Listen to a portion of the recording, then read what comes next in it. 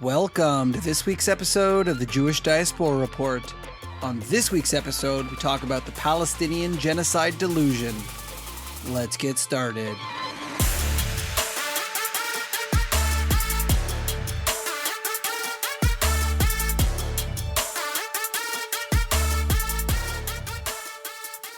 This evening, on Sunday, when I'm recording this episode, it is the eve of Yom HaShoah, which, for those who don't speak Hebrew, it is the day where we memorialize those who died during the Holocaust. For some of my listeners, you may be thinking, hold on a minute, isn't International Holocaust Remembrance Day in January? And the reality is, it is in January. However, that is not Yom HaShoah. International Holocaust Remembrance Day was first initially created in 2005 by the United Nations as a way of marking the historical and terrible tragedy of the Holocaust. Why they chose January 27th was not an accident. They chose January 27th because that was the day that Auschwitz, one of the most notorious and deadly death camps of the Nazis, was liberated. And they felt that this was a perfect day to remind the world of what had happened. Yom HaShoah, a day that was decided by the Jewish community to remember those who died in the Holocaust, was set for a very different day. If we look at the original day created by the UN, that day marks the liberation of a camp. Something, let's say, kind of negative. The unfortunate horrors that happened, the 1 million people that were killed in Auschwitz, and the 6 million Jews killed in the Holocaust. That's kind of a downer, for lack of a better word. Yom HaShoah, however, was chosen specifically for the day that the Warsaw Ghetto Uprising began. It is symbolized, rather than the death of Jews, like the International UN Day, it is the celebration of the time the Jews stood up and said, no more. For those who are unfamiliar with the Warsaw Ghetto, this was a time where Jews stood up to the Nazis and actually held the Nazis off from deportations to death camps for longer than the entire Polish army was able to hold off the Nazis. People who were not trained, these were just everyday people who held off the Nazis for a month with nothing more than small arms that they were able to smuggle in and their will to survive. Maybe now you can see why Yom HaShoah is not only an important date, but also a little bit more significant and important than International Holocaust Remembrance Day, which symbolizes the death and destruction of the Jews.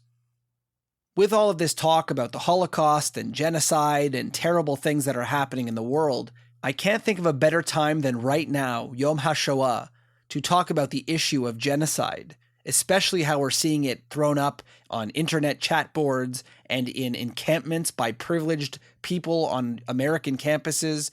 We have seen the word genocide thrown around like nothing we've ever seen before. So today, on Yom HaShoah, I want to talk a little bit about genocide and the fact that people are claiming Israel is doing a genocide to the people of Gaza, or we should say the Palestinian Arab people, but we'll get to that in a moment. For those of you who follow our jdr.podcast Instagram account and maybe enjoy some comments every now and then, it's amazing how many times recently I have seen people use the term genocide and tell me that it's happening all the time. Every day is a genocide for the people in Gaza.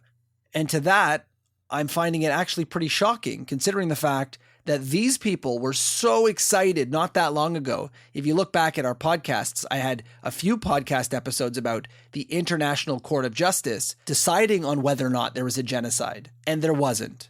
If you go back and listen to those episodes, you'll get a little more detail. But in short, there is no genocide.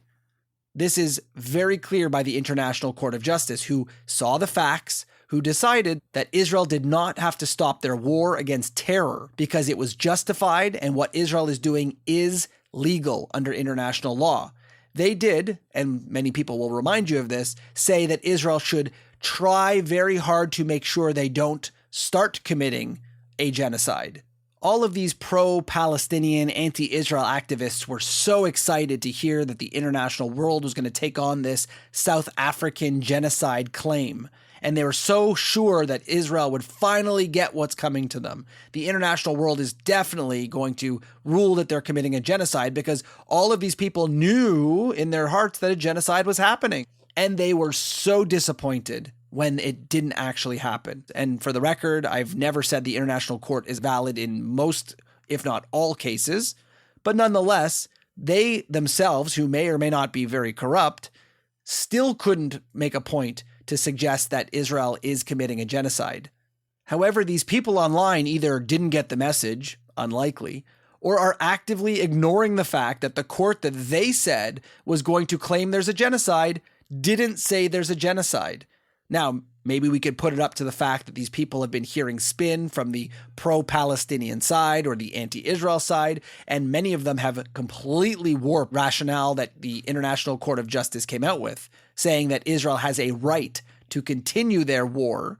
The problem with what they're saying is that they didn't call for a stoppage in the fighting. They said Israel had every right to continue, whereas when we saw Russia and Ukraine when it first happened, the International Court of Justice ruled very clearly that Russia was not justified in what they were doing, and they needed to stop immediately.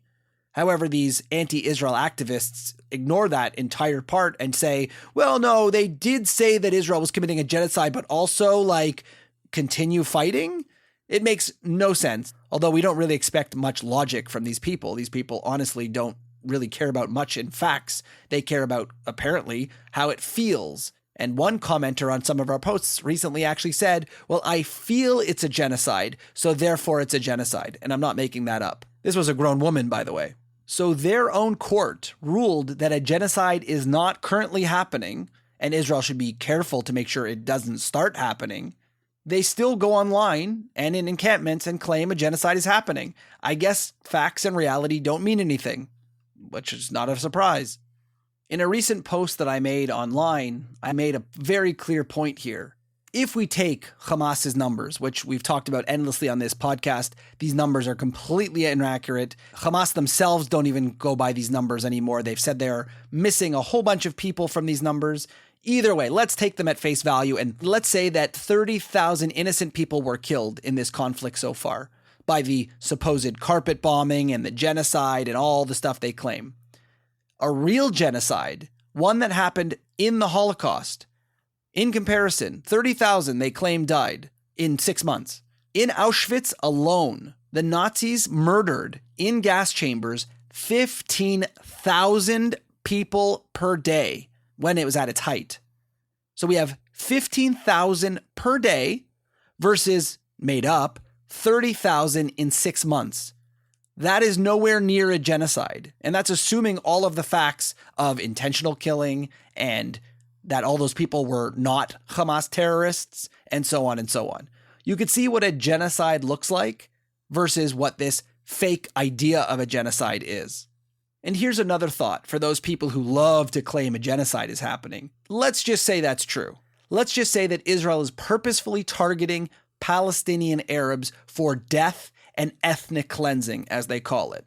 If we look at a real genocide and we look at Nazi Germany, the Germans were more than happy to murder their own Jews. The Jews of Germany were killed, and then the Jews of Poland, and then the Jews of Hungary, and so on and so on. All the Jews in the world were aimed to be killed one country at a time. If we look at the Palestinian Arabs, we see tons of Palestinian Arabs living in the West Bank. I guess Israel just hasn't bothered to get to those Arabs yet in order to kill them for the ethnic cleansing that apparently Israel's trying to do. And then let's not forget about the 2 million Palestinian Arab Israelis who live in the borders of Israel with full citizenship and full rights and are easy targets if you're trying to kill them and ethnic cleanse them. Why wouldn't Israel do what the Germans did? Round up your people. Everyone knows who's Arab. There's Arab villages. There are mosques. Go on in, grab them and murder them. Why isn't Israel murdering its own Arab population, since apparently we are attempting to genocide and ethnically cleanse the area of an entire people? But they're not. When England bombed Germany in World War II, no one claimed that England was attempting a genocide against the German people. Obviously, everybody in Germany at the time, for the most part, were Germans. That is an ethnic group. That is a cultural group. You are murdering only Germans. Why aren't you murdering other people? Well, we're not at war with other people.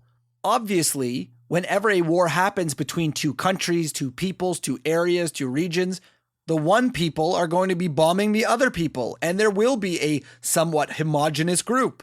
Israelis are Israeli. The people in Gaza are Gazans. But you can't claim that you're trying to ethnically cleanse all Palestinian Arabs if you aren't killing Palestinian Arabs in the West Bank, in Israel, in Jordan. Another really big thing about genocide and ethnic cleansing, especially from World War II history, is the fact that Germany didn't only want to get rid of the Jews of Germany. They literally invaded every single country in Europe and had plans to invade the United States and Israel, at the time was called British Palestine, and so many other places to murder their Jews too. So we don't see Israel going into Jordan to go and kill their Palestinian Arabs. We don't see Israel going into Lebanon to kill their Palestinian Arabs. We don't see them planning on going to the United States or to any other Arab country to kill Palestinian Arabs. So it is absolutely not an ethnic cleansing. It is absolutely not a genocide. And the fact that they are comparing it to the Holocaust is absolutely ridiculous and shameful. Sadly, I'm pretty sure none of these anti-Israel activists who are on campus are listening to any of these podcasts. So I'm really just talking to people who probably already know this kind of thing. But maybe this will give you a little bit of insight and help when someone brings up the word genocide to you. Because the reality is it's happening more and more, even though it has been proven to be inaccurate and not happening over and over again. I know this should go without having to say it, but for those of you who are really interested in the very clear stats to back this up, we've talked about this a few times on the last podcasts, but I'll say it one more time just to arm you with the facts. In 1948, when Israel regained its independence and became a country, the amount of Palestinian Arabs in the area was somewhere around 1 million. Since 1948, as long as the supposed ethnic cleansing and genocide has happened, the Palestinian Arab population of Israel and the territories is over 6.8 million. We went from 1 million to 6.8 million people all living in the area. So this idea that somehow an ethnic cleansing is happening and that people are murdering Palestinians left, right, and center to genocide them is completely disproven by the numbers. Some numbers that might be a little more interesting to you is the fact that over 6 million Jews were killed in an actual genocide. And absolutely tragically enough, today the number of Jews in the world has still not reached the original pre-World War II numbers. That is a genocide. Even if we include today the fact that there's a current war going on, which is not a genocide, it is a war that Hamas is sacrificing its own people for, if we take their numbers, which is less than 30,000 actually innocent people killed, that too is barely even a blip out of the 6.8 million Palestinian Arabs in the region. So the idea of an ethnic cleansing compared to, let's say, 6 million Jews, when the population of the Jews at the time was about 9.5 million Jews in all of Europe, and 6 million of them were killed. That is a genocide. That accounts for over 60% of the Jewish population murdered and wiped off the map. I don't want anyone to misunderstand what I'm saying here, especially for people who are online commenting. When I make points to suggest that this is not a genocide, or that somehow 5,000 or so people who are killed that were innocent and not fighters and not killed by Hamas and so on, I'm not suggesting that these are valid or it's justifiable in any way. Any death is tragic. Just to be clear, it would be better if somehow this war would end without a single person being killed, without a doubt. But my problem here, this episode with Yom HaShoah happening today, is the fact that they are using the memory of a genocide. The word genocide was created by a Jewish scholar following the Holocaust to explain what in the world had happened. They needed a word. It didn't exist until it happened to the Jews. And now to see that word just literally tarnished and thrown in the garbage because people think and feel that a genocide is happening is such a disservice to Yom HaShoah, to international Holocaust remembrance, to the Jewish people, and to be used against those very Jewish people. It is literally sick. In the end, unfortunately, these trolls and people online are not going to change what they're saying, because the reality is they don't really care about the truth. They care about attaching themselves to people's emotions, using the word genocide, which triggers the ideas of the Holocaust, and then using that to try and put on the Jews is a way that they're going to try and bring people in to their crazy ideas and suggestions of mass killings and carpet bombings and all these things that are literally not happening. But they'll say it because they don't really care to present the truth and facts for people to make up their minds on their own. They're literally just hoping that you won't look these things up. Don't look. And if you do, I'm going to go yell at you and bully you and tell you that you're an occupier and an oppressor and you support a terrorist state like Israel. Don't question me. With some fairly simple knowledge and some simple facts here, you can easily see many reasons why the word genocide and ethnic cleansing don't fit for this current situation. Tragic, horrible, war, innocent lives being harmed because of a terrorist organization who aims to harm them. Those are words you could use. Genocide? No. No matter how much you wish it was true. Clearly, those people in encampments, and especially online, who are proposing this idea of a genocide, clearly are in a Palestinian genocide delusion, because there are no facts to back that up.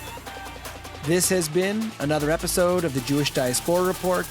Don't forget to check us out on social media at jdr.podcast and check out some of our other episodes on your favorite podcast source. We'll see you next time.